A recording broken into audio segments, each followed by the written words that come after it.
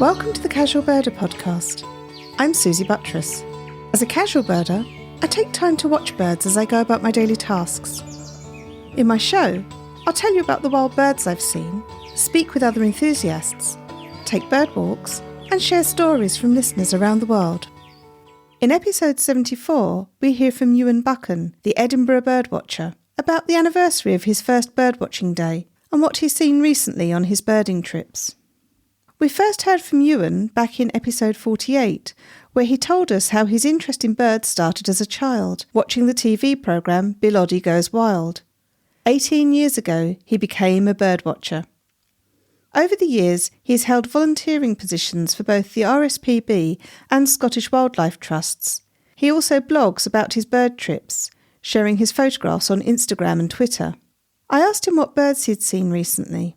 Well, it's been quite a busy winter with waxwings. We've had a very successful waxwings encounters in Edinburgh, which has normally been quite exciting. Every time I see something mentioned on the Twitter handle at Waxwings UK, they always tell you where waxwings have been spotted. So every time I see something spotted near where I live, I go down and have a look.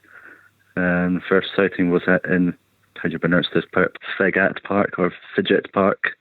The first time I went, it was fine. It was quiet, but there was no waxwings around. So I had a nice day birding, looking at the usual mallards and goosanders and quite a lot of different species of gulls.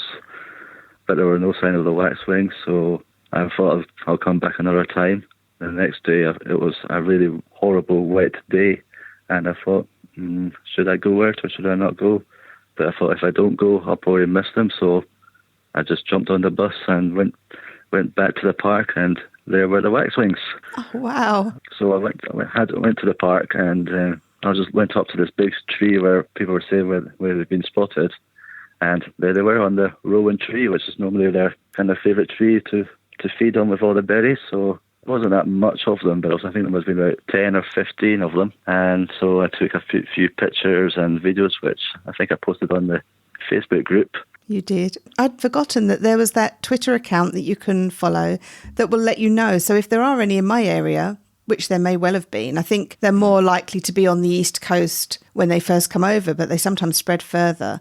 And I know that in big years we've had them close to where I work. So, without checking that account, how would I know?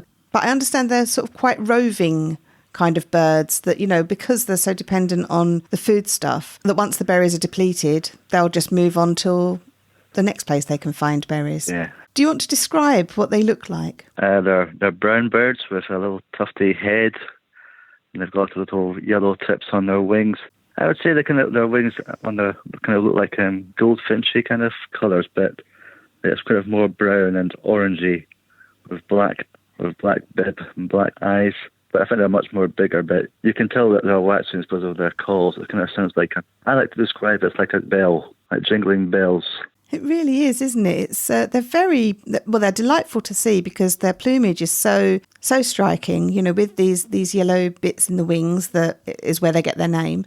The waxwings we have here, they're the ones that have the yellow ends to the tail, I think, aren't they? Or am I confusing those with cedar waxwings? I'm just going to very quickly look up in my Collins Bird Guide, because the last time I saw waxwings was in New York. So I'm going to be a little bit biased at which ones I remember. Oh, I think they're Bohemian waxwings we have here. So they do still have a yellow, sort of like their tail has been dipped in yellow paint. That's right, so just have that little flash of yellow there. And the crest, which obviously makes them very distinctive. Just breaking in here to say that Bohemian waxwings are a circumpolar species found in Northern Europe and North America. They are starling-sized and range quite far depending on the availability of berries and other fruiting plants during the winter months. The cedar waxwing is much more widespread in North America, and while the two species look similar, the easiest way to tell them apart is by the undertail area. The Bohemian waxwing has a russety undertail, while the cedar waxwings is white. And it was definitely the cedar waxwing I saw in New York. Thank you so much for posting your videos and photos, because you're seeing things that I just don't see down here. What else have you been seeing? Well, I haven't been very well in the Christmas period, so I haven't been out active as much as been looking at the waxwings, but I've just been looking at the birds in the garden and seeing my first red wing of the winter, which was very exciting, which I don't normally see them that often in the winter. They come and go each year. But yeah, it's just like I've just been watching the normal birds coming in, blue tits and the great tits and the usual great spotted woodpecker, which... Yes, you're so lucky. Your woodpecker's been coming very regularly, hasn't it? Yeah, it's been a couple of years now. I'm not sure when the first time I saw the woodpecker come in, but it's always the female. I never see the male. I think I've only seen him once or twice, maybe in the year, but I think it was last year when I actually saw the female and 2 chicks on the tree. Wow. Sometimes I hear the call before I see them. My next door neighbour has a big tree. You normally see the woodpecker right at the very top. Then it just flies down to the coconut and has a little feed. And those coconuts, you use the ones that are like half coconuts filled with suet? That's right, yeah. Because I found those very popular in my garden as well. Quite a lot of the birds go to that as well, even the small ones. And they do go to the other feeders as well, but I think it's normally the suet feeder that gets empty very quickly. So you provide a range of foods in your garden? I think I've got 3 seed feeders and 1 peanut feeder and 1 fat balls feeder. Are they spread around the garden or are they all on one kind of like feeder pole? I do have a feeder pole, but I only have 2 feeders on. That's where I put the fat balls and the peanuts. But I've got the other feeders pretty much in 2 separate trees. And there's 1 bird bath as well. So I think they're spoilt for choice here. Absolutely.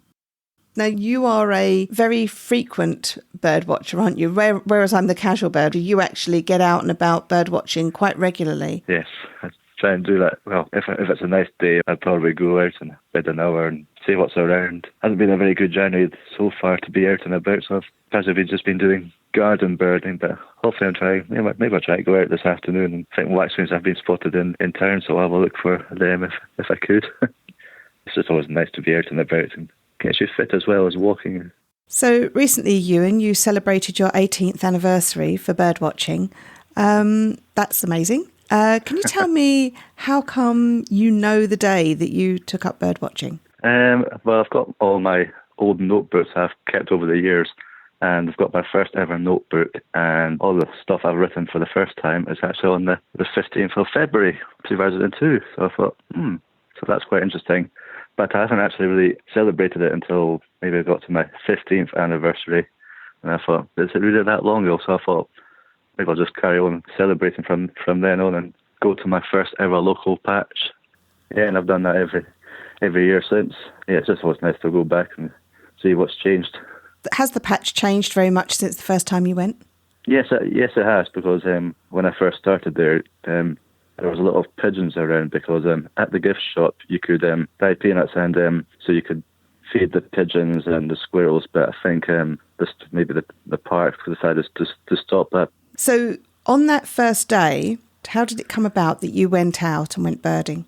Well, from these experiences, going there, just going for walks with the family and feeding the pigeons and the old squirrel, and I thought it could be a good day to start birding. So I thought, I might try it and see what it's like.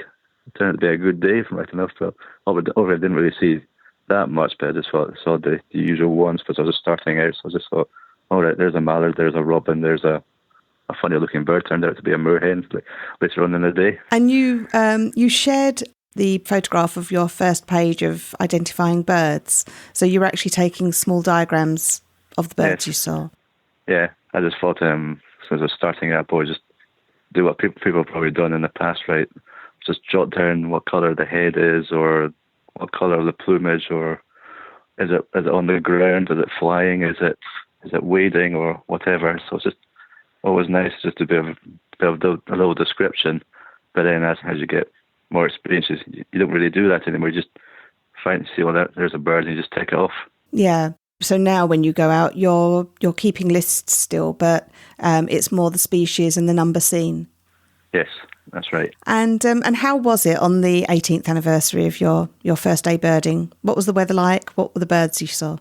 It was. I was a bit worried because of the storm Dennis we've been having, and so I thought we might have to cancel it for the first time. But yeah, it turned out to be a nice sunny morning, so I thought might as well go, and if it rains I'll just head back home. But it turned out to be a really nice day, and saw a lot of mallards and these little dunnets that were really close at the the pond, which always went to first time round, which used to be full of birds, but I don't know why all of a sudden it just disappeared. It's the same old pond, but yeah, it's kind of strange that the birds aren't there anymore. But yes, there was just the odd mallards again, and the moorhen in the background, and a lot of crows, the odd wood pigeons, and yeah, I think that was about it really. But that Dunnock, you had one quite close to you, didn't you? It was really close. Just this old Dunnock was just actually just perched there. It wasn't scared of me at all. It was just hopping about the place, hopping at my feet.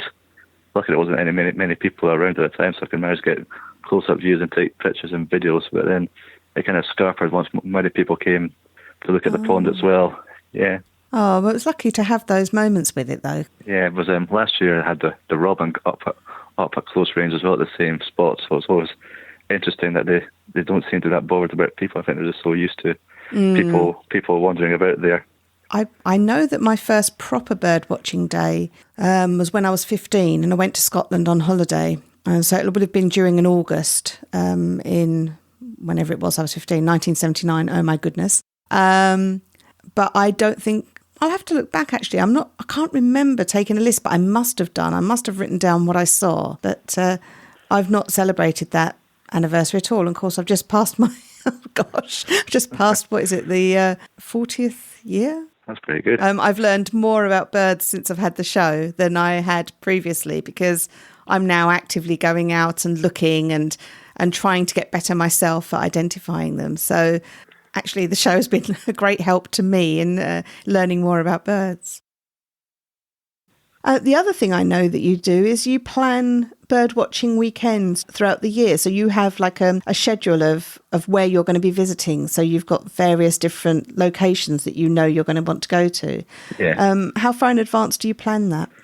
Well, normally I do a few months, maybe like January up to April just now, and then see how that goes. Yeah, it's a good thing to do, I think. Yeah, well, I think I've been inspired by you to do something similar, because I'm not travelling so much this year. So I thought, well, I should aim for weekends in different habitats so that I can just observe more of the birds and get more familiar with what I'm seeing, because there's still so many birds in this country that I don't know, because they're just not the birds that I see regularly. So I know that you have family over on the in the Outer Hebrides. Yes. So what kind of birds do you see when you go out there? I see quite a lot of lapwings flying around.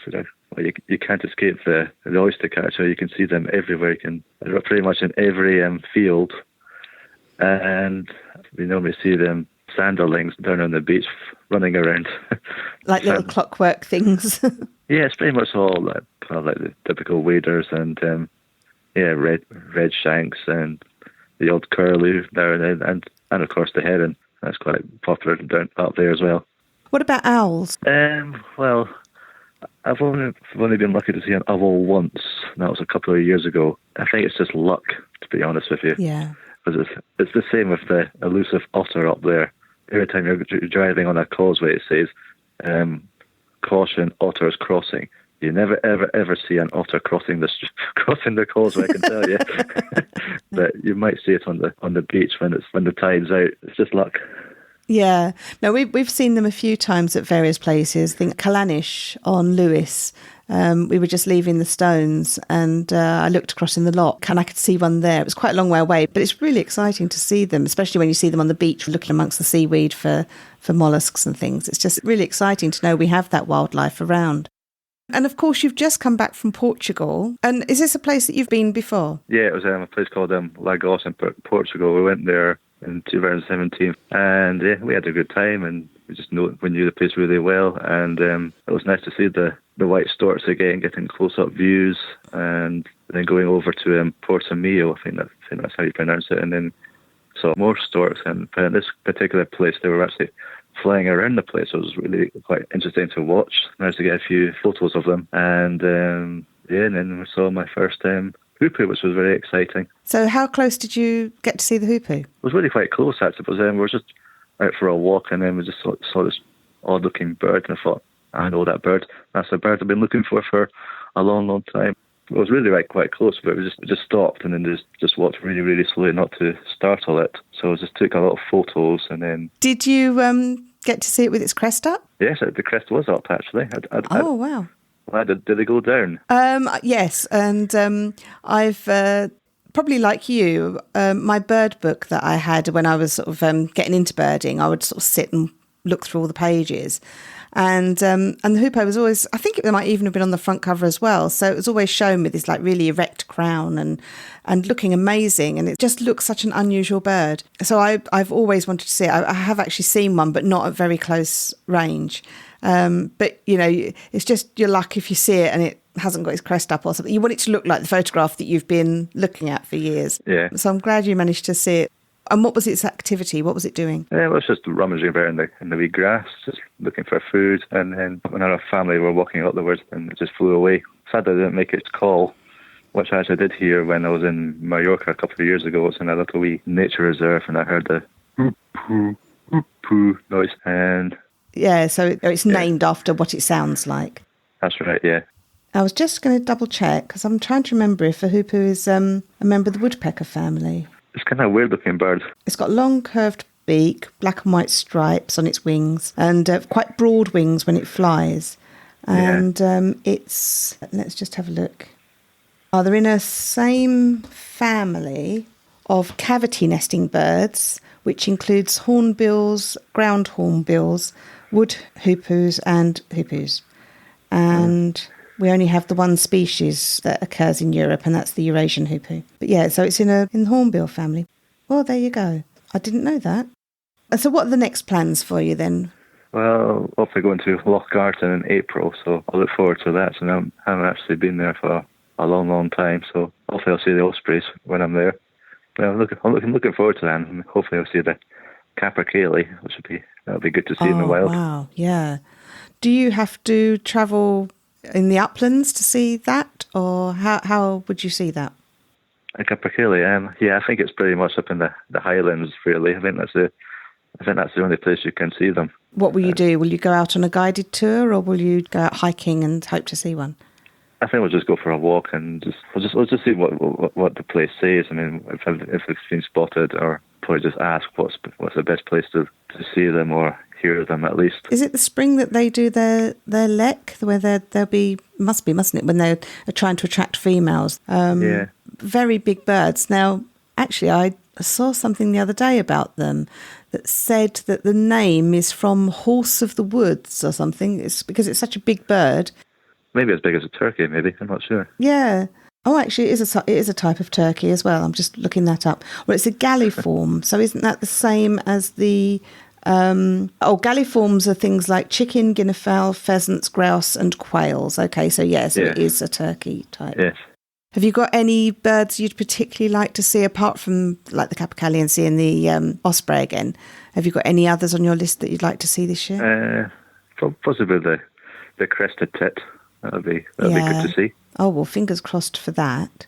And what about, are there any sort of birds returning in the spring that you'll be looking for? Well, our usual swallows, hopefully. It'd be nice to see the first swallow. I don't know about you, every time I see a first swallow, I think, right, that spring started. Not the flowers or anything like that. So as long as I see a swallow first, that's spring. That spring has come. And swifts. I'm hoping we've got the swift boxes up. They'll have been up a year this year. So I'm hoping either I get maybe some sparrows nesting in it first, and then when the swifts come back, they'll notice that there's boxes here this year. I've already had great tits looking around the nest box in the garden. I think you've said you've had some interest in your box as well, haven't you? Yeah, well, I've not seen the great tits at the usual box. I've seen a blue tit at the garden shed nest box, but no birds really go into it. They just like to perch on the entrance and then just peer in and just fly away. Oh, but they're probably clocking it for later. Yes. But I think it was last weekend, one of the great tits went into the box and the other one sat on top and was obviously talking to the one inside, probably asking, how's it looking in there? Can we fit that new couch? Yeah. Another thing I wanted to ask you about was, if you were giving tips to a brand new birdwatcher, what kind of things would you suggest for them? Maybe I'll start with your garden birds. So I would start by doing the big garden bird watch, because then you'll learn the kind of what all the different species that would come to your garden by filling up your feeders and looking up on the books. And you'll say, "Oh, I've seen that before. That's been to my garden. Oh, that's a bluetit. I've seen that in my garden. Oh, there's a robin. I've seen that in my garden." And then if you want to start further afield, you need to go to the local park, and it's the same kind of idea. It's saying, "Oh, I've seen that bird before. That will come to my garden feeders." Yeah, and then you just go on from there. If you can afford them, get a good pair of binoculars and a notebook. Just take notes in your notebook, and then before you know it, you'll become a fully fledged bird watcher. Exactly. And what do you do with your observations? Do you record them on, say, eBird or Bird Track or anything like that? No, I don't really do that kind of tracking. I just keep them all in my notes, and then I can look back in the years. Like, I've still got my old notebooks. I even got my first ever notebook 18 years ago. So it's wow. Yeah. So it was always quite interesting to see. I remember that day. I remember seeing that my first ever corncrake experience, and yeah, it's always quite exciting to look them up. So I would post some sightings on Bird Forum as the main one I'm a member of. Yes, I must get on there more because there's a lot of really good information on there and a good community. Yeah, it's a good forum. I would recommend that actually to new birders as well, but then you'll learn from experts as well. They'll tell you what to do as well. Mm. And so the notebooks you've got, do you keep a life list of birds you've seen? Not really. I mean, I think it's, well, I don't really do lifers. I think it's just think, oh, there's a life bird. I just keep it in the notebook, and I think, oh no, that was some experience day. But yeah, I think I should try and do like a life list. That'd be something to do. Yeah, because with all your experience, I bet it'll be surprising how many birds you've actually seen. Yeah, I've seen quite a lot in my 18 years experience. Yeah, those tips you give are really good though, ones starting with your garden, because they're the birds you're going to be seeing most frequently. And sometimes you only see birds for a very fleeting moment. So when you have the opportunity to see them coming more and more, you can start to build up the characteristics of what it is you're seeing. You know, look for walks with your local, say, RSPB groups. That's or right, local yes. wildlife group. Yeah, and even for the kids, the Wildlife Trust will have wildlife watches. I used to be a volunteer leader for our local one, which sadly it stopped after I left. And we actually did a big garden birds watcher in the area, and I was actually quite amazed how much the kids knew their birds. They knew what a bluetit was, what a robin was, and these kids were probably about 5 or 6. Wow. Yes. Yeah. So. Oh, that's really good.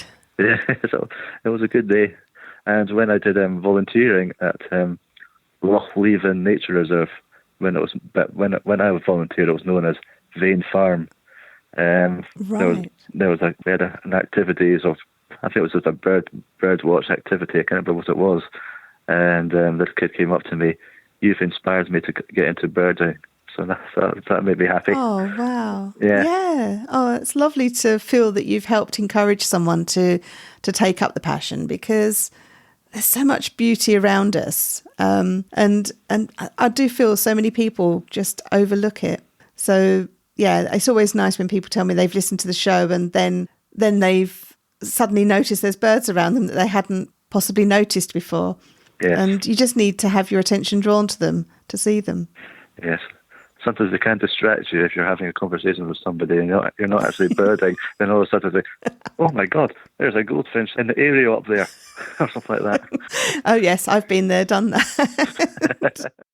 Well, I wish you well with your with all your bird trips, and I'm sure you'll post them in the bird group. And you have your own website as well, don't you? Yeah, I've got my own website. It's just the EdinburghBirdwatcher.com, and I've also got Twitter and at Edinburgh Birdwatcher, and Instagram, just the Edinburgh Birdwatcher. They're all there. I'll all post them there as well.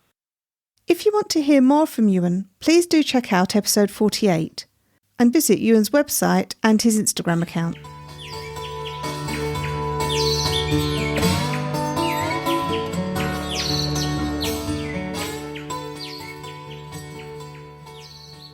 You've all been busy seeing birds recently. The Audubon Great Backyard Bird Count was a couple of weekends ago. Jasper Patch on Instagram shared their results. The final count, the maximum seen of each species, was 3 blue jays, 2 red-breasted nuthatches, 4 white-breasted nuthatches, 2 downy woodpeckers, 2 hairy woodpeckers, 1 pileated woodpecker, 9 black-capped chickadees, 2 pine siskins, and 4 American goldfinch. Oh, and a couple of flyover ravens. Kate from Strange Animals podcast sent in the following recording.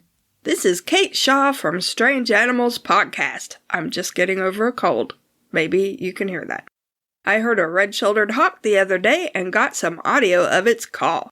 I was walking to the library in the morning and first heard a lot of blue jays freaking out, and then I heard the hawk. I even saw it at the top of a sycamore tree. To me, it always sounds like red-shouldered hawks are screaming, "Beer, beer, beer!" This one seemed to start calling every time the wind started blowing, so maybe it was just complaining about the chilly weather that day.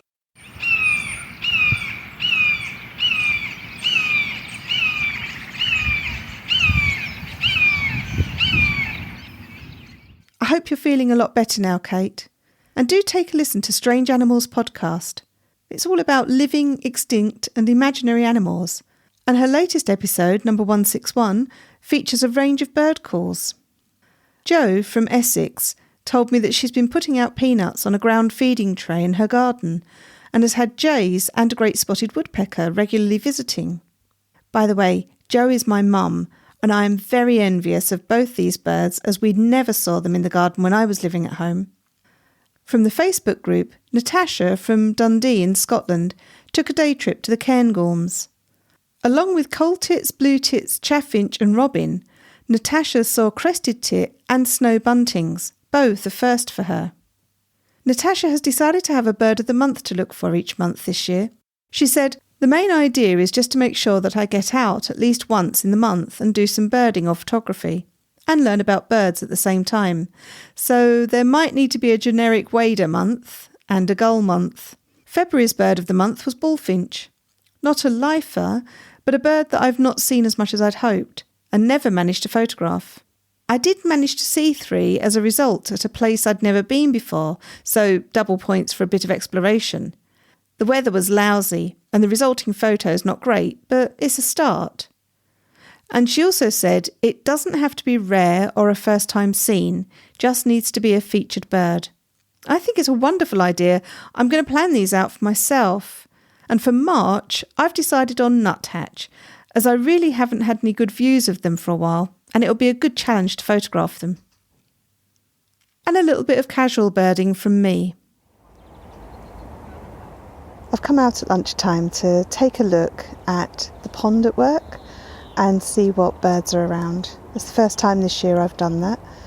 We've had several weeks of big storms, high winds, lots and lots of rain, and this is one lunchtime when I can actually see blue sky. I can hear a greenfinch calling on the other side of the pond with his little wheeze. There's a blue tit nearby, just making small little peeps. And the sun is actually quite warm. It's the beginning of March already. How did that happen? And the promise of spring is all around. There are buds coming out on the trees. Just looking across the pond, I just noticed a bird fly out with a very unusual flight. It might be, I think it might be a goldcrest, but it flew out and it had a very sort of stuttering flight, and if I'd been anywhere else I might have thought it was a hummingbird. And then I wondered if it was the greenfinch doing some parachuting display, but it's just too far away for me to tell the actual size of the bird. But anyway, that was interesting to see.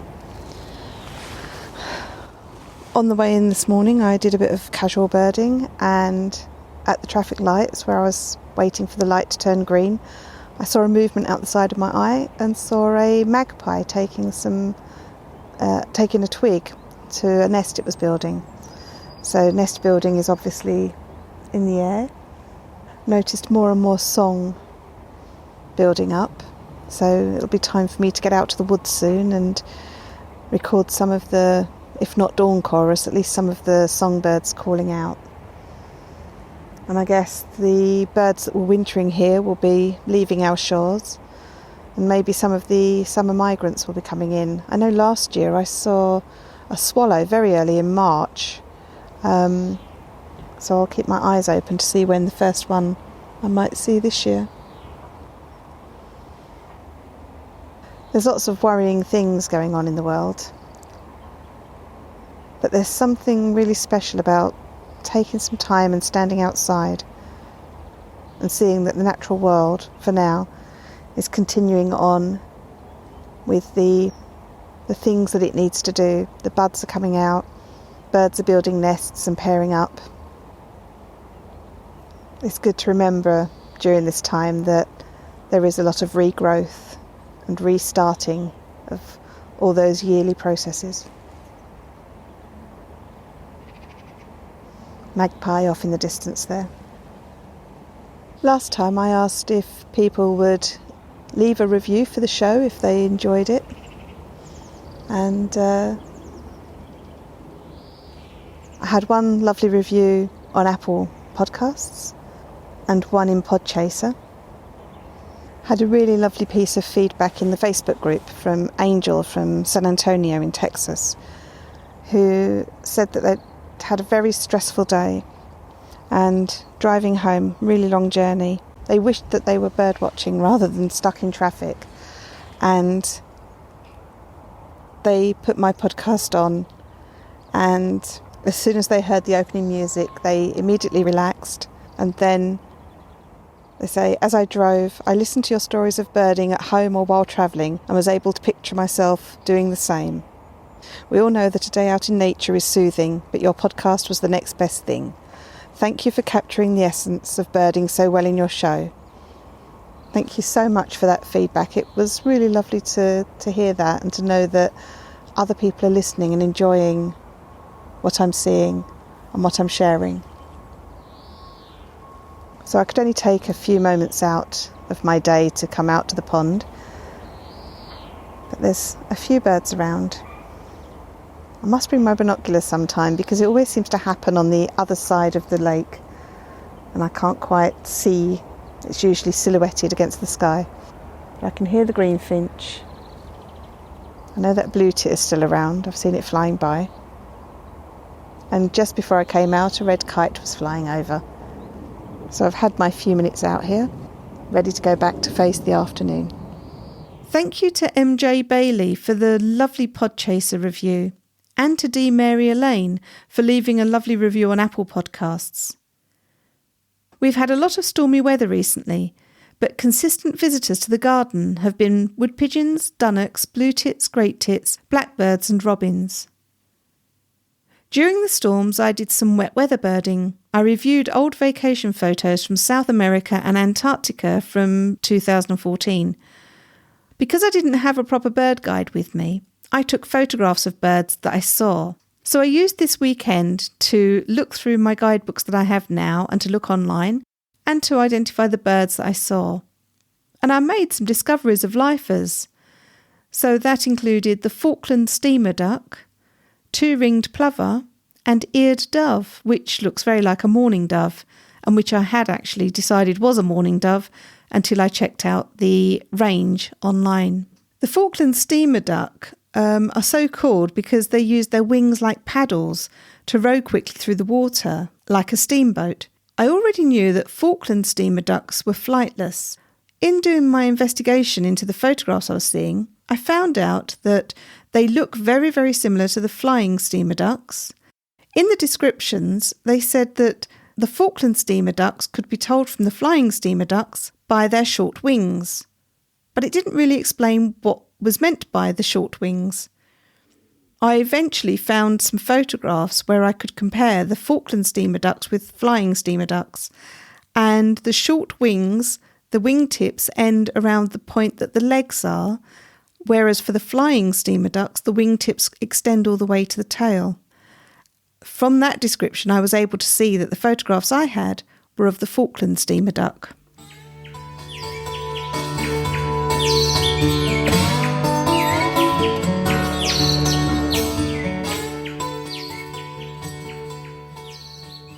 A reminder that Hannah, co-host of Hannah and Erik Go Birding, is part of a team of women birders taking part in the conservation event Champions of the Flyway, which raises awareness and funds for bird conservation.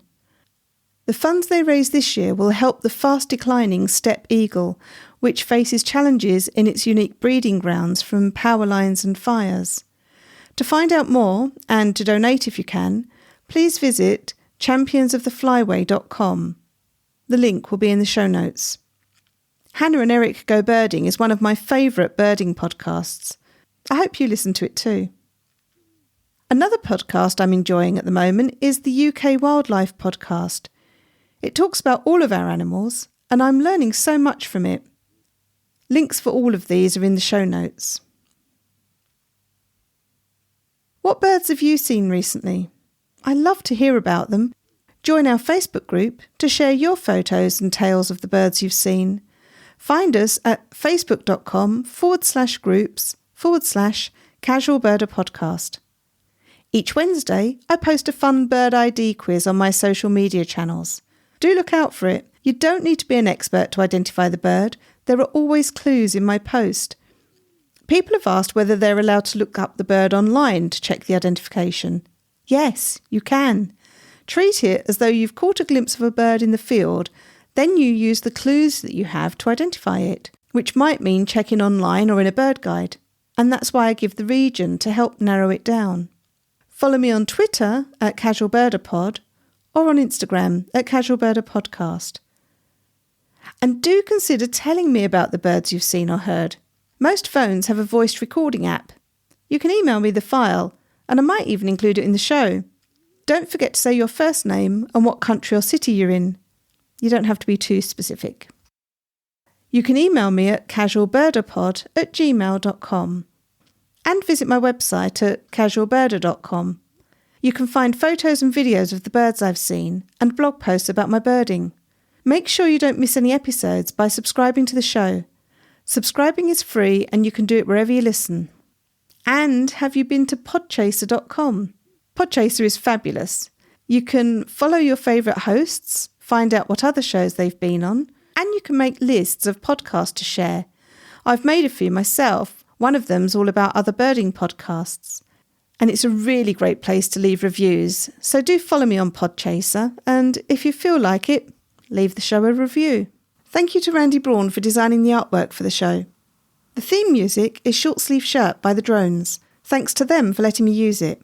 Check out their website at dronesmusic.net. Thank you all for listening, and I hope you'll join me again for another episode of the Casual Birder podcast.